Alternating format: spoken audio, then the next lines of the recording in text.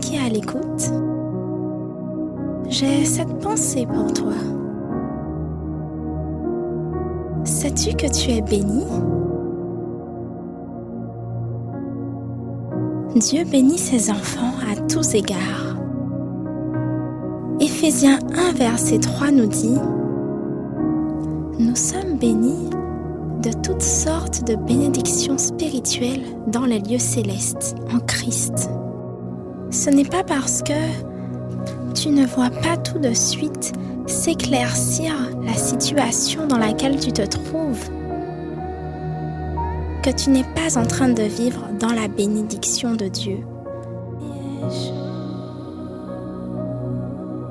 Et oui, parfois, nous restons attachés à certaines choses. Et lorsque nos plans ne fonctionnent pas à notre manière, nous sommes troublés. Mais en réalité, c'est mieux lorsque Dieu est au contrôle, car ses plans sont parfaits. Voici, il est dit: j'ai formé pour toi des projets de paix et non de malheur, afin de te donner un avenir et de l'espérance. Je t'invite, mon ami, à t'attendre à Dieu jusqu'à l'accomplissement de sa promesse, car son temps n'est pas le nôtre.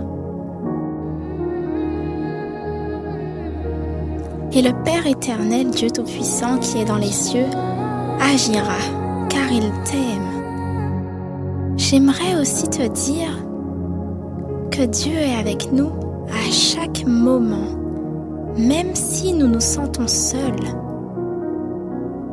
Peut-être occupe-t-il la place du matin, pour certains la place du soir, de la journée pour d'autres, mais peu importe, Dieu est présent avec nous 24 heures sur 24. La nuit, le jour et parfois, pris par nos préoccupations, nous mettons Dieu de côté. Alors, aspirons au royaume, désirons vivre plus avec Dieu. Il est ton rempart. Et les paroles que les gens diront ou pourront prononcer sur toi n'auront aucun impact, car tu lui appartiens. Et ils ne savent pas qui tu es.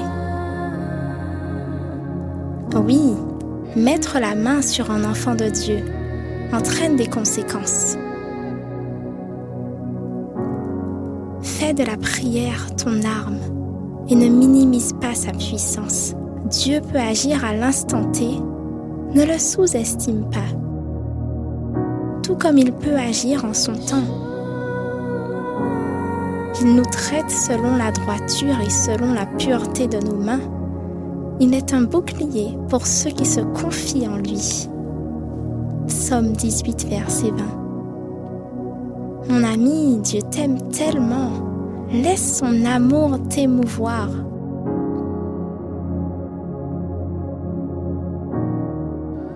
C'était la pensée, espère en lui.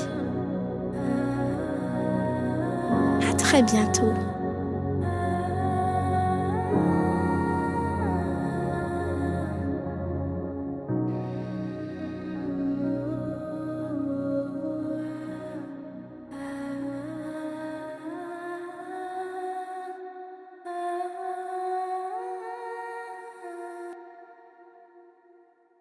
C'était Pluie du ciel.